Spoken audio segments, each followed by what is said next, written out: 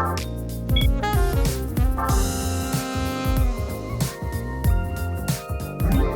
there's Derek here from Pacific Coast Auto in Japan, and we're looking at a 2012 Honda N-Box K-Van. This one here bought from auction here in Japan for export over to the UK. Now we'll take a look at the car. You can see the engine's running fine. Inside, outside, auction sheet, all of that information so that we can send it on its way to the UK and to its new buyer. So for now, let's just shut the engine off. I'll give you a little rev here so you can see. It's one of those cars that doesn't let you rev up in neutral past a certain amount, so you can only rev to 4,000 RPM. It also has a keyless start, so there is no actual ignition that you put the key in. Okay, 660cc engine. These, I'm pretty sure they're reliable. K engines have been done for a very long time. Honda knows what they're doing when it comes to engine engineering, and I wouldn't be too worried about that. Fuel economy, I don't know, but of this era, all the K cars seem to have been putting out about 26 to 28 kilometers per liter, which is insanely high. Like our economy car over here, it's like 13, so like twice the fuel economy. That's why you buy these. I feel like this one was owned by a young family. It has kind of telltale signs of young children. It doesn't have throw up anywhere inside the car, thankfully. But it does have quite a few body scratches and some interior dirtiness, which I'll get to in this video. So before we get into the condition, let's go over the auction inspection sheet. This gives us all the information about the car at the time of auction. I will say I'm a little disappointed in the LAA auction house here for not being a little bit more descriptive of the scratches around the door handles and around the edges of the door on both sides. There's also a few scratches that I felt like they were missing. Yes, there are marks of scratches here, and here, and here, and here, and dent here. I feel like it really deserved more markings on that, so do keep that in mind. They said auction grade 4BB, so that's grade 4 overall, exterior B, interior B. I think it's more like a 4 or maybe a 3.5, makes more sense, and then exterior C, and then interior B is okay.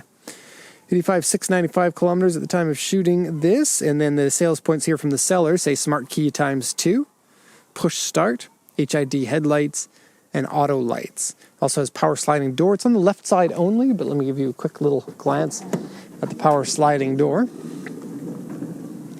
And then they're really light doors that are easy for children to open if you don't open the power sliding one. Sometimes van doors can be a little bit of a struggle for the younger kids, but must say sliding doors are the best thing to ever happen to any families because you don't have to worry about the kids opening the doors and knocking them into the door next to you, which is really one of the best things that you can possibly do with kids. I don't even let my kids open doors that don't slide. And the youngest one is 8 years old. Windshield rock chip, interior scratched and dirty, and then wheels scratched. Okay, so let's take you for a tour around it, and then I'll do an up close of any of the defects that I found. The only real marks on the body, according to the auction sheet, are one dent on the back, which is about medium size, and then a scrape on the side skirt on the right side at the very bottom, which I'll show as well. I think the N-Box is a nice looking car. It's not really a K-van in the traditional sense. K-vans are usually like industrial vans that people use to move cargo here in Japan. This is more like a passenger car version. So you get a more comfortable interior. You get way more leg room in this and a decent amount of trunk room as well. It's pretty surprising what they do in terms of like interior dimensions on a vehicle that has such a small footprint as this. Okay, so let's talk details here. And I must say, for Honda's economy cars, their paint's been kind of cruddy. It's been Mitsubishi-like. We used to make fun of Mitsubishi for having bad paint on all their cars. Honda, you've been the worst out of all the manufacturers for this in at least the era around the year 2000 to 2015 or so. I don't know about their new cars. So we got some scratches here on the B-pillar. Now the B-pillar paint on a lot of cars is often a very thin paint. Here you can actually see some fade in it, so you're going to need to paint these. Fairly easy to paint because there's a direct hard line here, and the quality of the paint to begin with isn't that good, so you can spray paint that. You're going to be fine. What I'm a little bit more worried about is on the body, in several places around the body, but mostly around the door handles. If you take a look in there, a lot of little scratches around the outside and in the inside of the door handle area. You can see it in this area as well. Got another K-van coming.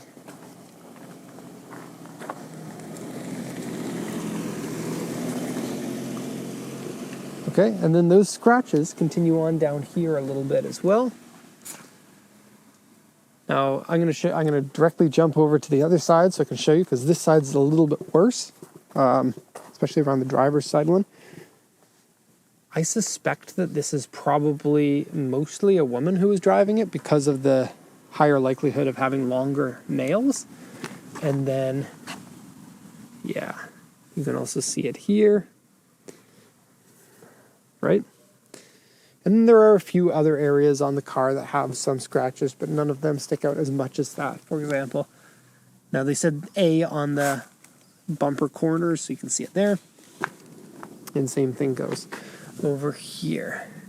Now they didn't mention this, but the headlights and the grille are both fading quite a bit. So the headlights have cloudy sections in them. It doesn't look like they're too far gone from polishing them up, so that's good, especially over here as well. Then the grille itself, take a close look. It's got this kind of like a dotted design. That's what happens when this fades. So probably not a very high quality finish on that. It's only 12 years old and we're already getting like some of the finish completely wearing away. The only way to get rid of that is to either replace this grille and these insert pieces to new or used ones, or to paint them. And I don't think it would look bad if they were painted, especially if you decided to paint them in a color that looked nice. Like, for example, if you did a black here, kept the badge chrome, and then moved this to a color like an orange or something, that two-tone look that we're starting to see on a lot of cars could look really good on this too. Integrated fog lights here, and I must say, a pretty good-looking headlight. This is so crazy. So see this mirror, and you don't see it on the other side. The mirror has like a little chromed reflective section there, and I was like, what's that? Is that just styling? I guess it's a weird little styling thing. It isn't. It's a double mirror thing. Check it out. Come in here, and you get this little mirror inside the car. Now, we've got a windshield, and we've got the side window, and then its own little auxiliary window here, which is by itself is pretty cool. But this one here shows you this section here. It's kind of like a blind spot monitoring mirror. And it actually reflects from your vision onto this, onto that section of the mirror to show you that section in front. And this one here likewise off of here, and then shows you down here so that you can check your parking against a parking line or something. Kind of an ingenious little thing. And I've never seen anything like that on a car. Any car. Okay, and we're not quite at the time to go to the interior yet, but gotta say, doors that open more than 90 degrees are a very rare thing, and kind of cool. You don't have to worry about kicking the door as you're getting in and out. And look how easy it would be to get in. Very low floor there, and step in, easy to go. There's a lot of focus on Japanese cars for mobility for aged people. And so wheelchair versions of cars and easy entry-exit is very important for the sales numbers for a lot of vehicles. So in commercials, they might show an elderly lady enjoying her getting in and out of a car. And then, people watch that commercial and go, oh, I'm going to need an N-box. I'm pretty sure there was at least some sort of marketing geared toward that, hence why they made the doors open so wide. So here's the dent on the back. And then the auction sheet also said like A on the bottom of the side skirts on both sides. Here it is on this side, but it is on the bottom. You don't see it that often or that much. They said it had it on the other side, but there's no scratch there. Kind of a weird thing to miss what I would consider some pretty major scratches, only to accidentally or say that there's a scratch when there isn't. Wonder if those people are all drinking kombucha while they're doing that. The rest of the vehicle, yeah, I would get a, not a new clear coat, but a like diamond coat, ceramic coat, something to protect this paint. And polish up, clay bar this, and try to get as much of the contamination of the paint as you can. Anyway, on to the interior now. Now, it doesn't look like a huge amount of storage space in here. That's because those seats are very far back, which gives you almost like full range of sticking your foot all the way out in front of you for the back seats, which is fantastic. Nonetheless, this is still a decent amount of room for everyday use. And if you need it, you can fold this forward very easily. Let's see how flat that goes. Completely flat. Oh no, not completely, but very close to completely flat. And it's very easy to do that too. You don't have to do anything like move the front seats forward, which is something you commonly have to fold a seat on many cars. I'm just going to get in here and pull that back up. Oh, that's a challenge, but I am up for a challenge.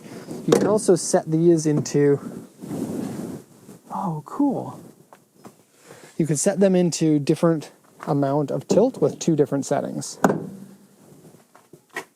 Okay, there's a little bit of a stain here. And the reason why... there's a little bit of insight as to what it's like to be in Japan, because I don't think most countries do this. Look at all of the black spots on the headliner. And they go all the way up to the front seat. Really weird, right? Now, I believe the previous owner of this did the very typical Japanese thing of not putting your kids in seatbelts. See, there's no law that says that anyone has to wear a seatbelt in the car except for the front seats. Back seats, no law. Your kids can jump around the back seats, and I've seen it so many times, enter the front seats, stand up in the car, put their hands on the headliner. I think that's how those marks got there. Okay, you also have this, which is a reverse mirror, so you can look at, that's not focusing very well, but look in that mirror to see how far you are away from things, which is cool. And then I just realized that these seats do this cool little seaty uppy thing, so you can put more luggage in here if you needed to, but you didn't want to do a full flat fold. Don't think it's super useful, but it gives you one more option in case you wanted it, and it doesn't hurt to have that extra option. Now, how to get this to go down? Oh, that's easy. Just pop that out, and it goes straight down and clicks in. Okay, now here in the back, you can see from this seat cushion to that seat is plenty of room. I'm going to go take a seat in it. And as an adult, more than enough room in here for me. And no transmission hump here. No center seat belt. It's a K-car regulation. You get a cup holder in the back. On both sides, what's this? Some shells and sand in a jar. I'm going to leave that for you. Let's go into the front seat now, where the driver's going to be spending all of his time. Okay, so door cards are normal. I will say that the power window, the right rear one, doesn't work. Not sure why. It's not a switch problem, because this switch also doesn't work. Pretty rare for an auction inspector to miss that, but we know that this guy was drinking kombucha. So, yeah. Having a look in here, pretty modern and good looking. There's not really much wear anywhere. There's a little bit of dust in the seats. It's not too bad. The seats are good. Steering wheel is good. Floor carpet is mostly good. It's very contrasty, so you can't really see in there very well. Okay, needs a vacuuming. But yeah, cup holder here.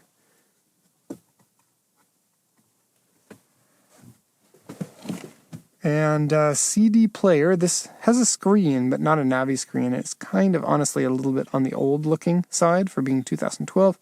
But it has a USB in and auxiliary in, so you can listen to your own music there.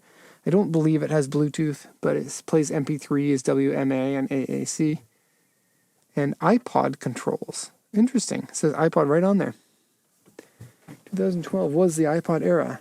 Nice little slot here to put a phone, but today's phones are a little bit bigger than that. Another cup holder over there. The AC works really well. Power steering's good. Brakes are good. E-brake is good. Cigarette lighter adapter there. Little storage compartment. This is what the key looks like. It's like a little stick. Okay. And yeah, this thing's huge, but only because the windshield is really huge too. And your visibility all around is very good in these. And then parking, super easy because it's a full flat side. You don't have any curvature of the body to confuse you how you're going to park. You also have mirrors that have the bottom section of it has like a convex mirror, or concave, pardon me, concave mirror that gives you a little bit of a squished look, so it kind of prevents some of the blind spotting in the mirrors.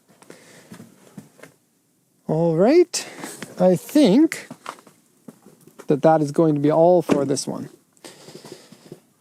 Hope you enjoyed the walk around. As usual, if you have any questions, feel free to post those in the comments. We do check those. It's better if you really want an answer just to email us if you have a specific question, and we'd be happy to help you. We have a number of people that answer those emails for you. So thank you for watching this. Hope you enjoyed it, and have a nice day.